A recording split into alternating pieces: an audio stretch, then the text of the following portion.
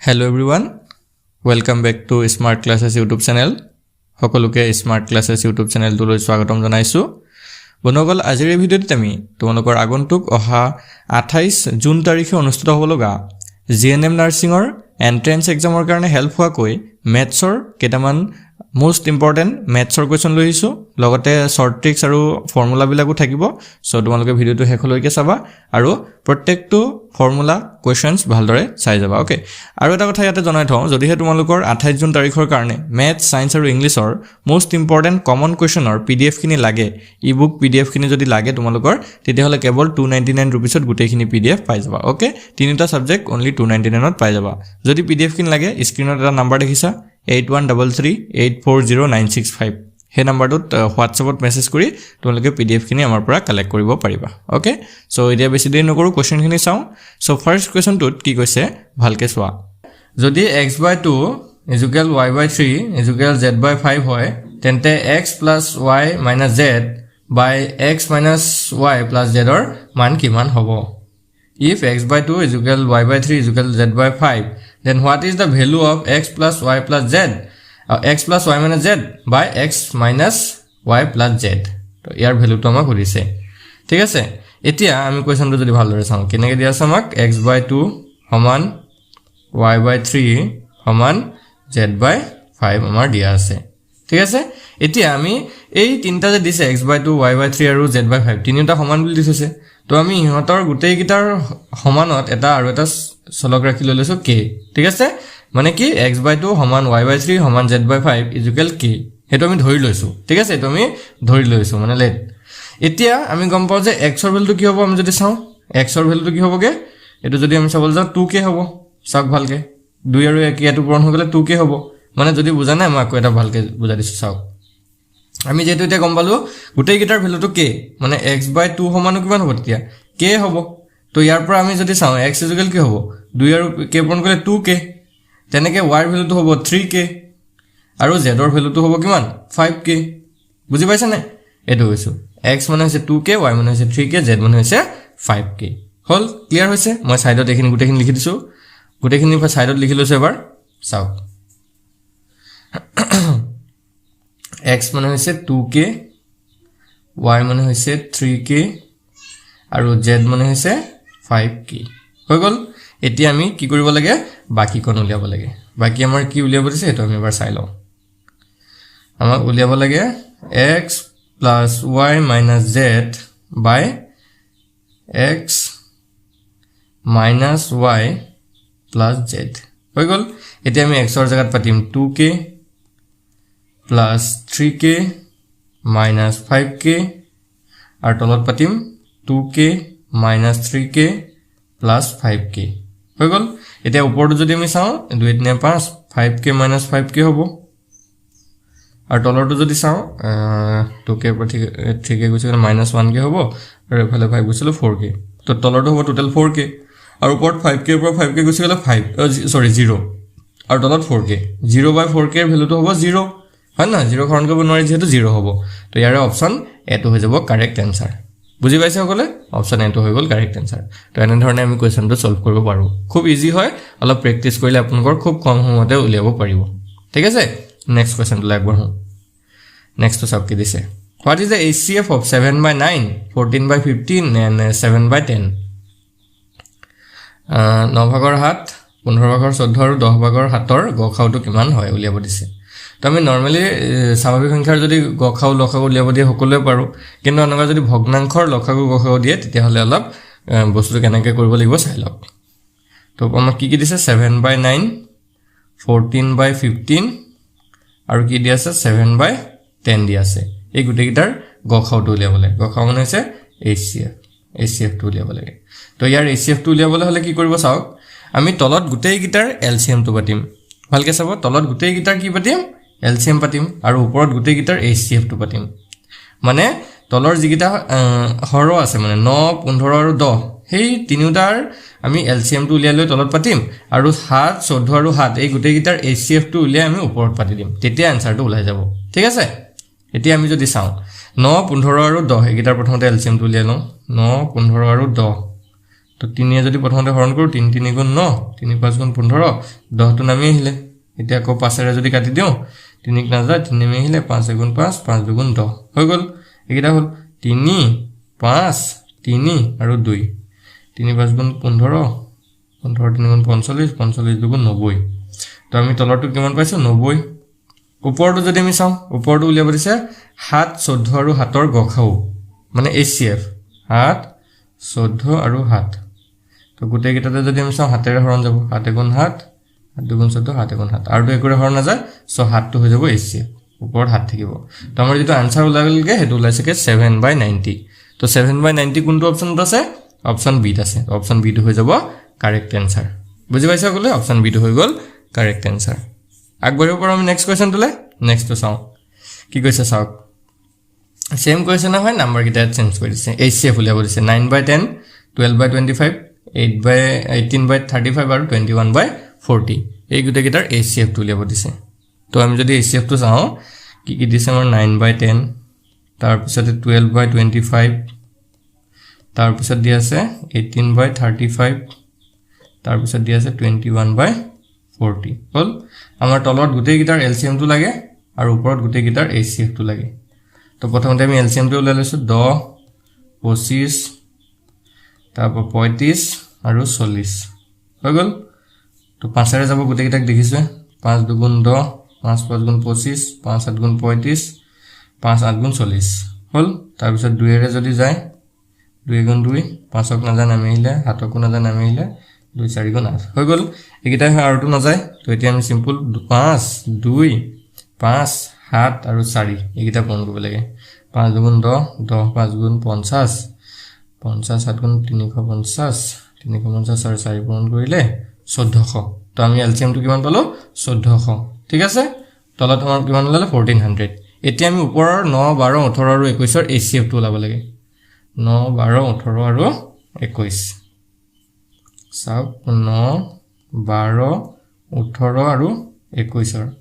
3 যদি আমি কাটো গুটি কিটাক যাব 3 3 গুণ 9 3 4 গুণ 12 3 6 গুণ 18 3 7 গুণ 21 3 4 6 আৰু 7 লালে এতিয়া তো আৰু কোনো সংখ্যাৰে হৰণ না যায় সো এই তিনিটো হৈ যাব ইহতৰ HCF 3 তো आंसर টো আমাৰ ওলালেগে 3/1400 তো 3/1400 কোনটো অপচনত আছে অপচন বি আছে অপচন বি টো হৈ যাব কারেক্ট आंसर বুজি পাইছা কলে ইয়াতে অপচন বি টো হৈ গল কারেক্ট आंसर এতিয়া পাৰিব থাকে গখা উলিয়াবলে এটা লখাগু যদি উলিয়াবতে কেতিয়াবা এনেকা ভগ্নাংশৰ তেতিয়া এই বস্তুটো অকল চেঞ্জ কৰি দিব চেঞ্জ কৰিব মানে কি ওপৰৰটোত আপোনালোকে লখাগু পাতিব কি তলৰটোত গখাও মানে HCF টো পাতিব কি কৈছো বুজি পাইছে নে যদি এই গুটেই কিটা ভগ্নাংশৰ গখাও নিদি পিনে লখাগু উলিয়াব দিলেহেতেন বা LCM উলিয়াব দিলেহেতেন তেতিয়া কি কৰিব আমি তলত যে আছিল তলৰটো আমি কি লৈছিল LCM লৈছিল এবাৰ তলত HCF টো পাতিব আৰু ওপৰত LCM টো উলিয়াই পাতি দিব ওপৰৰ কিটা এইটো কৰি পেলাব বিশেষ একো নহয় অকল বস্তুটো চেঞ্জ কৰি দিলে হৈ গল ঠিক আছে নেক্সট কোৱেশ্চন তুলে চাও তে আমি কি কৈছে এটো ভালকে চাও এটা সংখ্যা দিছে 156 তাৰ পিছত স্টাৰ তাৰ পিছত 942 এই সংখ্যাটো যদি 11 ৰে বিভাজ্য হয় তেন্তে স্টাৰৰ মান কিমান হ'ব if the number 156*492 is divisible by 11 what is the value of star এতিয়া চাও কোনো সংখ্যা 11 ৰে হৰণ যায় না নাযায় আমি কেনেকৈ চেক কৰিম তো তাৰ কাৰণে এটা নিয়ম আছে বা তাৰ কাৰণে এটা টেকনিক আছে হেতু আমি শিকিব লাগিব তো নিয়মটো বা টেকনিকটো কেনেকৈ চাই লওক আমাৰ সংখ্যাটো কি দিছে এবাৰ ভালকে চাওক 156 তাৰ পিছতে স্টাৰ তাৰ পিছতে আছে 942 হল তো যিকোনো সংখ্যা 11 ৰে হৰণ জানি না চেক কৰিব কাৰণে আমি তাক কি কৰিব লাগিব চাওক প্ৰথমতে আমি এটা এৰি এটা সংখ্যাখিনি প্ৰথমতে উলিয়াই লব বাছিব লাগিব প্ৰথমতে 2 ৰ পৰা ষ্টাৰ্ট কৰিব হুফালৰ পৰা এটা এৰি এটা সংখ্যা আমি যোগ কৰিম মানে 2 তাৰ পিছত 2 ৰ লগত 9 9 ৰ পৰা ষ্টাৰটো এৰিৰ পিছত 6 আহিব 6 ৰ পৰা 1 আহিব তো এইকিটা গুটেই কিটা আমি যোগ কৰি লৈছো 1 + 6 + 9 + 2 ঠিক আছে এইকিটা যদি যোগ কৰো গুটেইটা যোগ কৰিলে 1 আছে 7 7 9 16 18 ঠিক আছে আমি কিমান পালো 18 পালো এটো ভালকে মন কৰিব দেই এটো যোগ কৰি আপোনালোকে ৰাখি দিব তাৰ পিছত নেক্সট স্টেপটো কি কৰিব চাও নেক্সট স্টেপটো যিকিটা সংখ্যা থাকি গল সৰি যিকিটা অংক থাকি গল ইয়াত 4 থাকিলে তাৰ পিছত ষ্টাৰ মাৰ্কটো থাকিলে তাৰ পিছত 5 টো থাকিলে 4 তাৰ পিছত ষ্টাৰ মাৰ্কটো এনেকৈ লিখি দিছো বাৰু +5 তো এটো যদি যোগ কৰো 4 + 9 9 যোগ কিবা এটা হ'ব আৰু এটো কিবা এটা লাগে আমাক হেইটোৱে লাগে কি কিবা এটা মানে ষ্টাৰ মাৰ্কটো ঠাইত কি হ'ব এটা আমি ইয়াৰ পৰা গম পাম এতিয়া চাব দেই এই এটা পালো আমি 18 আৰু এটা পাইছো 9 এই সংখ্যা দুটাৰ মাজৰ গেপটো বা ডিফাৰেন্সটো কিমান হ'ব লাগে চাব এই সংখ্যা দুটাৰ মাজৰ ডিফাৰেন্সটো হয়তো 0 হ'ব লাগে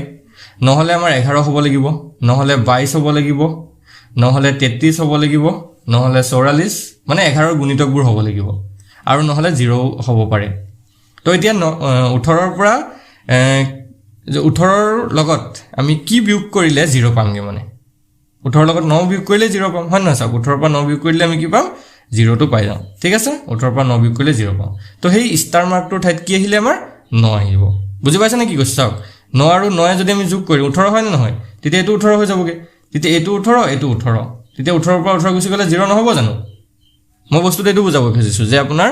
এই ষ্টাৰ মাৰ্কটোৰ ঠাইত আমি যদি ইয়াত 9 বহুৱাই দিও তেতিয়া চাওক 5 9 আৰু 4 হৈ গল তো 5 9 হৈ গলকে 14 14 4 18 তেতিয়া এটো ওপৰটো 18 হৈ যাব তলৰখিনি 18 হৈ যাবগে তো হেইটো কৈছো ষ্টাৰ মাৰ্কটোৰ ঠাইত কি আহিব 9 আহিব বা আমি অপচনৰ থ্ৰুৱেদিও যাব পাৰো বলে 4 বহুৱাই চালো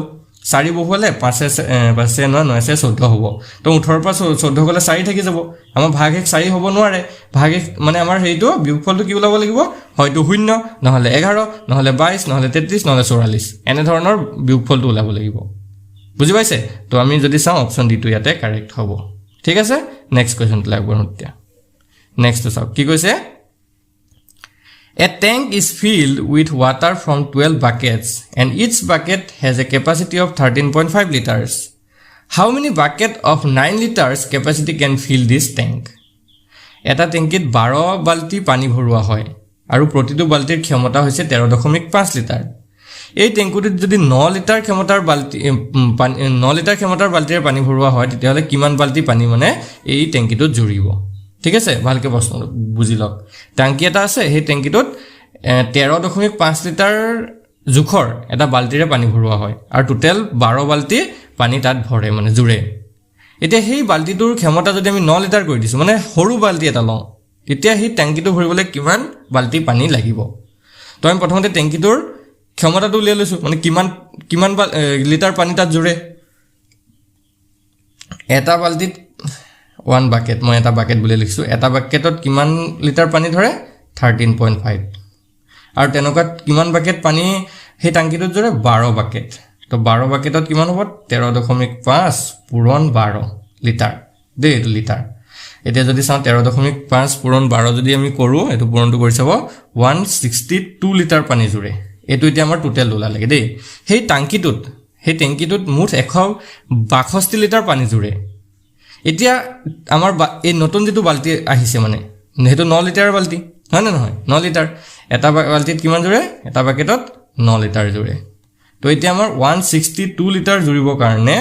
162 লিটাৰ জুৰিবৰ কাৰণে কিমানটা বাকেট লাগিব তো সিম্পল 162 ক 9 ৰে হৰণ কৰিলে হৈ গল হয় না নহয় তো 162 ক যদি 9 ৰে হৰণ কৰে এটো 18 ওলাব তো হেই তেনেকুৱা 18 বালতি পানী যদি ভৰোৱা হয় ট্যাঙ্কিটো তেতিয়া হেই ট্যাঙ্কিটো ফিল হ'ব অপচন কোনটো শুদ্ধ হ'ব অপচন বি টো শুদ্ধ হ'ব বুজি পালে অপচন বি টো হৈ গল কারেক্ট আনসার কেলেমিল না ইমান টেনশন নলব আপোনালোকে ইমান টান কোৱেশ্চন নাহিব এনে ধৰণৰ ইজি কোৱেশ্চন আহিব নেক্সট তো চাওক তেতিয়া তো এইটো এটা অলপ ক্ৰিটিক্যালি প্ৰশ্ন দিছে ক্ৰিটিক্যাল মানে কি অলপ দেখিবলে টান নিছ নালাগে কিন্তু যদি আমি কৰি গৈ থাকো একদম ইজি হৈ যায় তো ৰুট অফৰ ভিতৰত এনেকৈ সংখ্যাটো দিতেছে তো প্ৰথমতে আমি যদি চাও ৰুট অফৰ 5 মানে ৰুট অফৰ ভিতৰত 5 তাৰ পিছত আকৌ ৰুট অফৰ 11 আকৌ ৰুট অফৰ 19 আকৌ 29 আকৌ 39 হয়নে সৰি 49 তো আমি 49 টোলে যদি লক্ষ্য কৰো 49 টো কিহৰ বৰ্গ সংখ্যা হয় 7 ৰ বৰ্গ সংখ্যা তো এটো 49 ৰ জায়গাত আমি কি লিখিব পাৰো 7 তেতিয়া এটো 29 প্লাস 7 হৈ যাব ৰুট অফৰ 29 প্লাস 7 হৈ যাব ভালকে লক্ষ্য কৰিব আৰু ৰুট অফৰ 29 প্লাস 7 মানে কি ৰুট অফৰ 36 হয় নহয় আৰু ৰুট অফৰ 36 মানে কিমান 6 তেতিয়া আমি এই গুটেই কোণৰ জায়গাত কি লিখিব পাৰো 6 লিখি দিব পাৰো হৈ গল তেতিয়া আমি ভালকে আকৌ চাব দেই এটা তো আমি গম পালো কোন 6 হয় তেতিয়া ইয়াত ৰুট অফৰ কি হৈ যাব 19 যোগ 6 হৈ যাব কাৰণ এই গুটেই কোণৰ জায়গাত আমি 6 পাই গৈছিল ন এটা 19 এ 6 কিমান 19 এ 6 হৈ গল 25 ৰুট অফৰ 25 আৰু ৰুট অফৰ 25 মানে আমি জানো 5 বুজি পালে এতিয়া আমি এই গুটেই কোণৰ জায়গাত লিখি দিব পাৰো 5 বুজি পাইছে ভালকে চাওক গুটেই কোণৰ জায়গাত ইয়াৰ পৰা লৈকে আমি কি লিখি দিব পাৰো 5 লিখি দিব পাৰো তো এইটো হৈ যাব ৰুট অফৰ 11 যোগ 5 আৰু 11 পাছে হৈ গলগে 16 আৰু ৰুট অফৰ 16 মানে কিমান ৰুট অফৰ 16 মানে 4 বুজি পাইছে এতিয়া আমি এই গুটেই কোণৰ জায়গাত লিখি দিব পাৰো কিমান 4 হৈ গল এইখন জায়গাত আমি লিখি দিব 4 তো এইটো হৈ যাবগে ৰুট অফৰ 5 প্লাছ 4 তো √5 প্লাছ 4 মানে কিমান √9 এইটো হ'বগে আমাৰ ফাইনেল আনসাৰ আৰু √9 ৰ ভ্যালুটো কিমান হয় √9 মানে আমি জানো কলৱে 3 হয়নে 3 গুণ 9 হয় তো এইটো আমাৰ যেটো ফাইনেল উত্তৰ ওলাব সেইটো অপচন এ হ'ব কাৰেক্ট আনসাৰ বুজি পাইছে ইমান টান নহয় আমি যিমানটো টান দেখিবলে ভাবিলো সিমানটো টান নহয় যদি কৰি আহি থাকো একেবাৰে লগে ওলাই যায় হয় নহয় তো আগবঢ়ো নেক্সট কোৱেশ্চনটোলে নেক্সট তো চাওক কি দিছে 10 16 24 এৰে হৰণ যোৱা আটাইতকৈ সৰু বৰ্গ সংখ্যাটো কোনটো হয় which is the smallest square number divisible by 10 16 and 24 তো এই কোৱেশ্চনটো কেনে কৰিব এটো এটা খুব ইম্পৰ্টেন্ট কোৱেশ্চন হয় ম্যাথছৰ তো আমি ইয়াত কি কৰিম 10 16 আৰু 24 তিনিওটাৰে ফ্যাক্টৰাইজ কৰিলাম মানে উৎপাদক বিশ্লেষণ কৰি লওঁ তো আমি যদি 10 ৰ উৎপাদক বিশ্লেষণ কৰো 2 পূৰণ 5 হ'ব 16 ৰ যদি উৎপাদক বিশ্লেষণ কৰো 2 পূৰণ 2 পূৰণ 2 পূৰণ 2 হ'ব আৰু 24 ৰ যদি উৎপাদক বিশ্লেষণ কৰো আমি 2 পূৰণ 2 পূৰণ 2 পূৰণ 3 হ'ব 2 4 4 8 8 24 হৈছে এতিয়া আমাক সুধিছে আটাইতকৈ সৰু বৰ্গ সংখ্যাটো কি হ'ব যেটো 10 16 আৰু 24 তিনিওটাৰে হৰণ যায় এতিয়া এই যে উৎপাদক কিটা চালো আমি উৎপাদক কিটাত কি উৎপাদক আছে ভালকে চাও আমি যদি চাও 2 আছে 3 আছে আৰু 5 আছে 2 3 আৰু 5 তো সিম্পল এতিয়া আমি 2 3 আৰু 5 এই গিটাক বৰ্গ সংখ্যাত আমি লৈ গলে হৈ যাব মানে কি চাওক 2 কেটা আছে হাইয়েস্ট 2 কেটা আছে তো চাওক তো হাইয়েস্ট 2 16 আছে 4টা তো আমি প্ৰথমতে 2 4টা লিখিলো 2 পূৰণ 2 পূৰণ 2 পূৰণ 2 ঠিক আছে এতিয়া আৰু 2 এৰ দৰকাৰ নাই 2 সব খতম হৈ গল কাৰণ 2 জোড়া হিচাপে আমি বনাব লাগে মানে 2 জোড়া এটা বনি গল ইয়াতো এটা জোড়া বনি গল হৈ গল মানে পেয়াৰ্স বনি গল এতিয়া যদি আমি চাও 3 এটা আছে আৰু কি আছে 5 এটা আছে এতিয়া ইয়াতে ভালদৰে লক্ষ্য কৰক 3 এৰ জোড়া মানে পেয়াৰ্স হোৱা নাই আৰু 5 ৰো পেয়াৰ এটা হোৱা নাই মানে জোড় হোৱা নাই তো সেই কাৰণে ইয়াত আৰু এটা 3 পূৰণ কৰি দিম আৰু এটা 5 পূৰণ কৰি দিম তেতিয়া এটো 3 এৰ জোড়া হৈ গল আৰু এটো 5 ৰো জোড়া হৈ গল তো গুটেই সংখ্যা কিটা আছে সব গুটেই সংখ্যাৰ এটা জোড় হিচাপে বনি গৈছে 2 এটো জোড় এটা 2 3 ৰো এটা জোড় বনি গল আৰু 4 ৰো এটা 5 ৰো এটা জোড় বনি গল এতিয়া গুটেই কিটা সংখ্যা পূৰণ কৰি দিয়ক আমাৰ আনসাৰটো ওলাই যাব গুটেই কিটা পূৰণ কৰি দিয়ক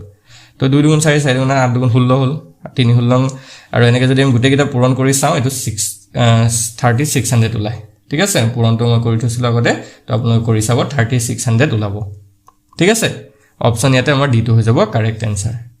বুজি পালে সকলে তো এনে ধৰণে আমি জোড় বনাই পিনে আমি ইহঁতৰ বৰ্গ সংখ্যাটো উলিয়াব পাৰিম ঠিক আছে মানে এই 3600 যেটো এতিয়া সংখ্যা ওলালে সেই সংখ্যাটোক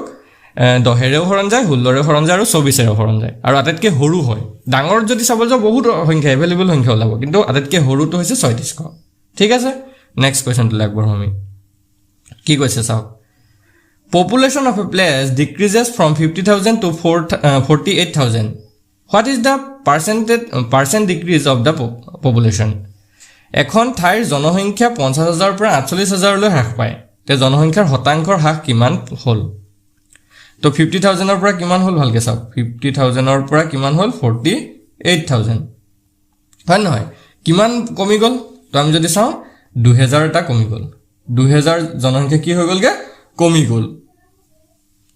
এতিয়া আমাক উলিয়াব গৈছে শতাংশ হিচাপে কিমান হ্ৰাস হৈছে বা কিমান কমিলে তো শতাংশৰ হ্ৰাসটো উলিয়াবৰ কাৰণে ওপৰত কিমান কমিলে হেতু ৰাখিব তলত যেটো আগৰ জনসংখ্যা আছিল হেতুক ৰাখি দিয়ক মানে 50000 টো তলত ৰাখি দিয়ক ইনটু 100% পূৰণ কৰি দিয়ক 100% ঠিক আছে এতিয়া আমি কাটাকাটি কৰো 1 ৰ পৰা 2 শূন্য কাটিলো 50000 2 শূন্য কাটিলো ওপৰৰ পৰা আকৌ 2 শূন্য কাটিলো ইয়াৰ 2 শূন্য কাটিলো থাকি গল ওপৰত 20 ওপৰত 20 তলত 5 তো 5 এ যদি 20 কাটো 4 বাৰ যাব তো এটো আমাৰ ওলাই গল অকল 4% কিমান পাৰ্সেন্ট কমিলে 4% অপচন এটো হৈ যাব কাৰেক্ট আনসাৰ হৈ গল